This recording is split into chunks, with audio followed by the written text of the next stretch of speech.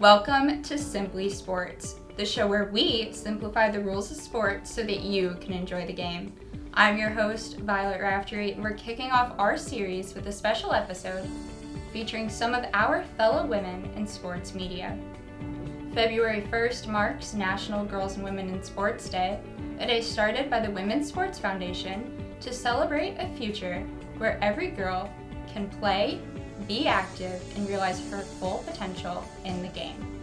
We here at Simply Sports are commemorating today by highlighting just a few of the many amazing women involved in sports media throughout the different Garnet Media Group branches.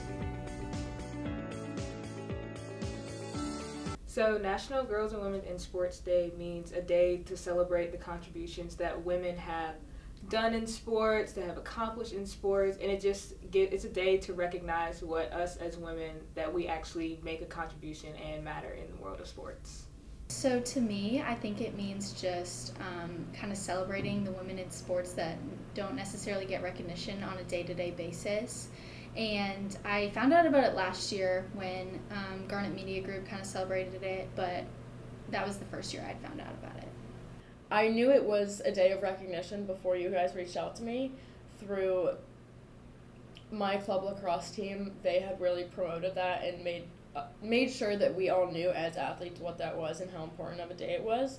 But I think it's a day to really acknowledge that this industry for women has grown a lot, but there's also always more room for improvement. I did not know this day existed, but it's so awesome that it does, and it means a lot to me. Women in sports was not always a thing that was very common, but now it's really progressing, which I think is so important, and that women are getting the coverage and the recognition that they deserve from being in such a male-dominated field. I've been really blessed to have been in an organization that is so good to everyone and all of their interests. I mean, having been in SGTV for so long and then other groups within Garnet Media Group, we've seen a lot of talent pass through without like a bat of an eye of whether someone's a woman covering football or a man. So it is really important still to celebrate that day, given that women are a minority in the sports industry.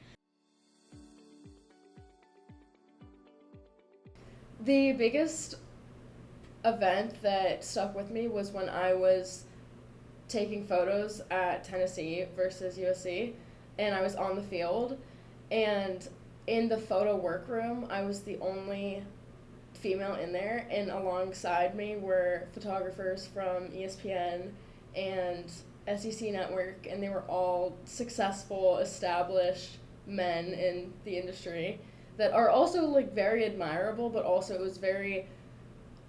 it was a self-confidence boost of being a freshman, being a female student photographer, and being in the same space as all of them, to prove to myself that I am just as capable of anybody else to do the exact same job that they're doing. My first time shooting a big sporting event, it was a whole lot of men on the sideline and then one other woman, and we, there's an unspoken bond of sorts. One of my favorite experiences was when I went to Clemson for the baseball series. I was kind of talking to this older gentleman who was working for Clemson, and he just said that it was really cool to have me in the room because I was the only female. But definitely the national championship and the women's basketball national championship, and going to Minneapolis with SGTV and being able to, and it was also the Final Four, so being able to go there and not just be there when you win, but also going to all of John Staley's press conferences, Aaliyah Boston after the game, and being in that media room. Probably the time that stuck out to me as a woman and covering sports and student media is getting to connect with other women in media, such as Andrea Carter on the sidelines of football games, just seeing what they did to get where they are, and just kind of taking tips and stuff from them.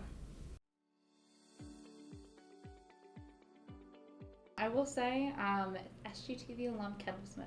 She's someone that I very much look up to, as both of us being former station managers.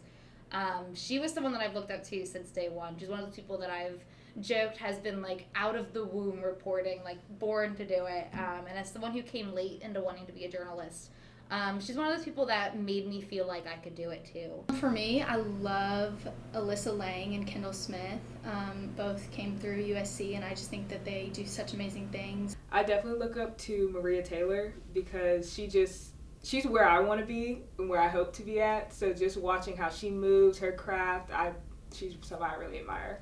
Here's Maggie Hale. She is a student at Texas Christian University, and I came across her YouTube channel when she was, I think, a freshman at TCU, and it was just all of her reels, and she was just reporting on any game, and I really had never seen anything like that before. An athlete that I really look up to is Charlotte North. She's a lacrosse player at Boston College.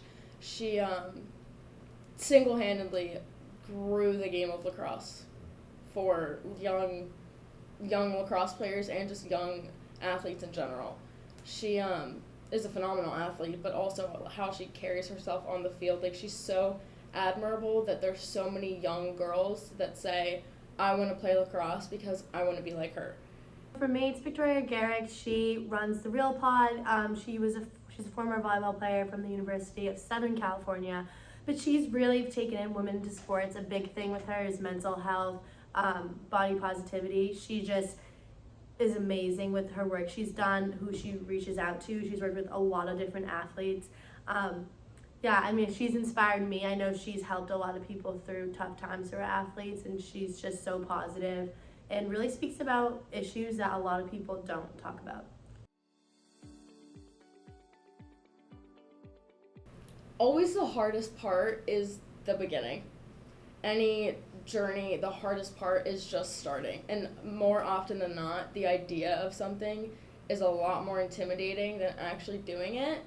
And so the advice that I would give comes from my favorite book, Power of Positive Thinking, which quotes, "Throw your heart over the bar and your body will follow." And I read that and I knew that I wanted to have some type of goal within sports photography, and I wasn't sure what my purpose was for it, whatever, but I knew that I really liked it, and even though it scared me and it intimidated me, I really wanted to follow that because I knew in my heart that's what I wanted. My big thing is don't be afraid to try it. Just do what you love, stuff that you love. It doesn't feel like work, doesn't feel like a job. It's interesting, and you never know where it can get you. You just gotta do it. You just have to push yourself. If you have those moments where you walk into a room and you're very clearly feeling the odd one out, you just have to shake that feeling. To me, if I walk into a room and I tell myself I belong here, and I keep looking at my work and I look at other work and I go, mine, I just have to keep telling myself, it's affirmations every day where I'm I belong here just as much as the next girl or guy or whoever. Putting yourself out there is the biggest thing, and just not being nervous and not being intimidated, and really just following your heart, following your dreams, and taking advantage of everything you can. Talk to as many people as you can, network in as many ways as possible, and because you never know what could give you that big break. It could literally be a conversation, a coffee shop, or it can be a job. You have no idea. So really just put yourself out there and don't be nervous or intimidated. Just work really hard and try and write as many stories as you can, because that's how you're going to get better and that's how you're going to get experience. And also just ask for help and ask for ways you can be better from your editors, and just keep working and it'll get better over time. Take advantage of every single opportunity that you have, because even if it's something small or something that you think is not going to help you, it probably will. And even if there's one thing that you get out of it, it's going to be helpful. So go to every single workshop you can, take every single opportunity to cover something. A piece of advice that I have for the future of women in sports media is to never let anybody tell you no, and if you think you can't do it, you're lying to yourself, because you can do it. It just takes work.